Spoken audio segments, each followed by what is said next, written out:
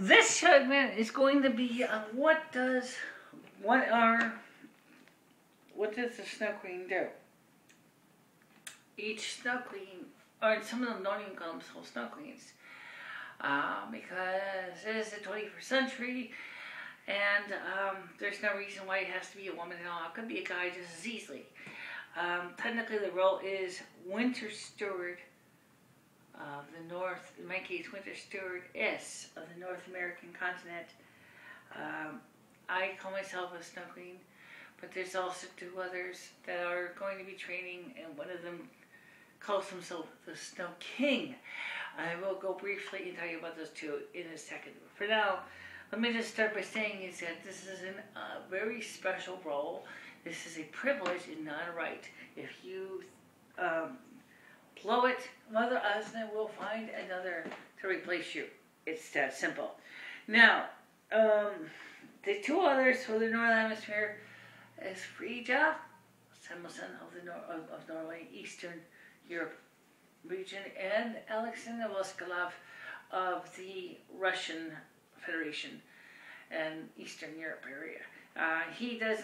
He considers himself a Snow King. He enjoys his studies. He went to the University of Moscow. He studied his meteorological climatology. He's the only one of the three of us that has a formal training in the subject. The rest of us don't have this, and so therefore we're all kind of going basically rolling with the punches, enjoying the Lord as we go. The internship program was designed originally to be supervised by Mother Asna so that we could all prove, that we could walk the walk and do the talk. So I happen to not only demonstrate I could do the walk and do the talk, I haven't also demonstrated I was very dedicated to what I do. And so I was awarded the title of North American Snow Queen a year early. And so that's why this year, December 21st, 2011, will be the coronation instead of December 21st, 2012. That will be the first one installed. But what are the requirements of a Snow Queen? Because, let's take a look at all the different characters. Exceptions that seem to stand out with the Snow Queen role is almost every one of these women has either been white-haired or blonde-haired. However, in several versions of the story, she has black hair or dark brown hair.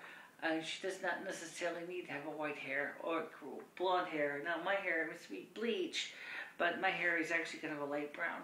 So you get into a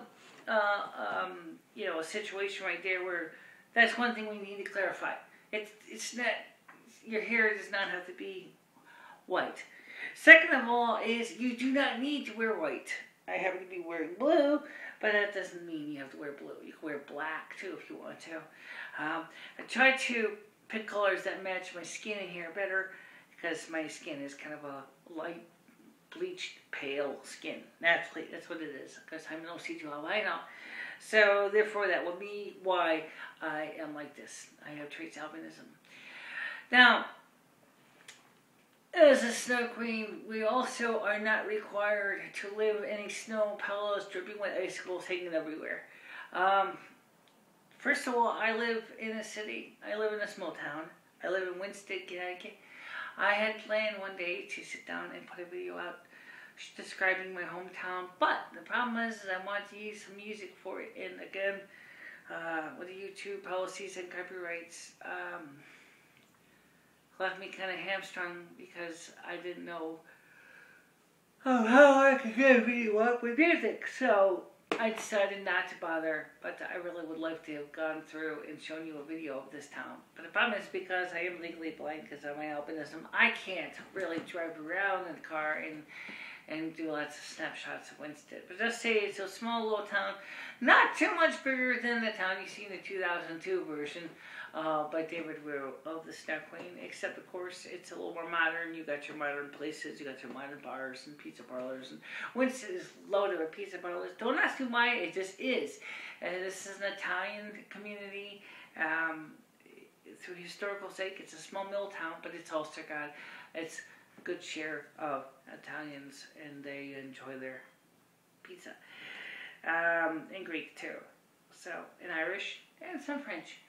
But the thing that I'm trying to get at here is that Winston is a small town, and it's definitely in the Litchfield Hills of Connecticut. And it gets cold. It gets really cold out here. And I can go outside dressed just like this, and I don't have a problem. That's very, very much a tribute to my Nordic ancestry, but it's also a tribute to the fact is I have a very, very high tolerance to cold. I enjoy it. I actually will walk out just like this when the wind is blowing. And in fact, you saw me do that briefly in the October video. But like I said about the October snowstorm, I pointed out that not everybody is suitable for that environment. In fact, some people who've done that have suffered severe hypothermia. So I'm not going to suggest just anybody just do it just for, prove something.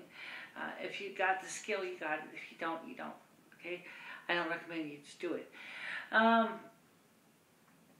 That's pretty much it. Oh yes, one more thing. The Snow Queen's role does not necessarily involve educating the public. Mine did.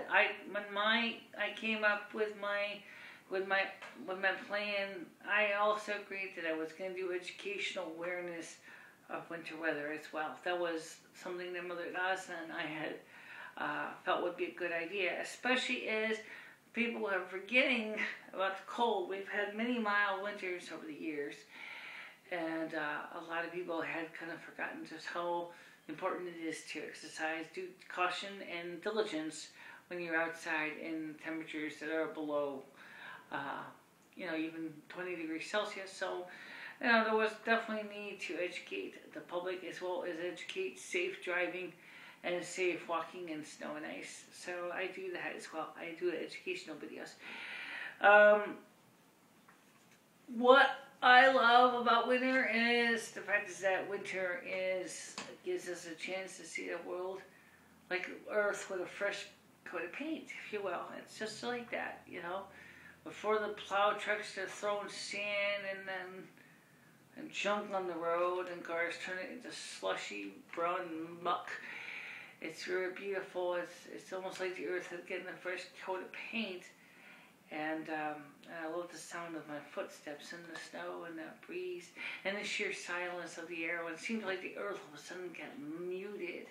Like all the sounds, like the earth is in silence, in awe of the winter weather at hand.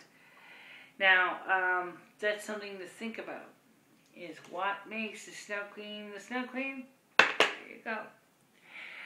Now, I'm going to tell you that I'm very impressed with all of you guys that are watching the videos, and that I want to again remind you and thank you for taking the time to watch these videos. I know some of them are boring.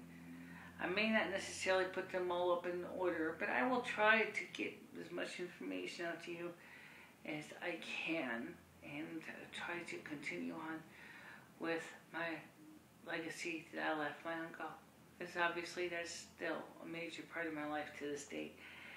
And I can feel I'm running out of time, and that kind of frustrates me, because I'm the kind of person that'll talk for hours and then, but doesn't mean necessarily it's going to be very beneficial.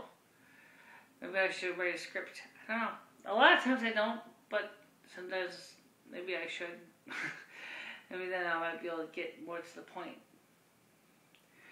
So that's about it for now. I don't know how much this is going to go on YouTube. Maybe none of it. Maybe all of it. Who knows? I'm going to watch them all and see how they go. Thank you everybody for watching. Have a happy and safe winter time. I'll see you out there. We can bet on that. Bye-bye.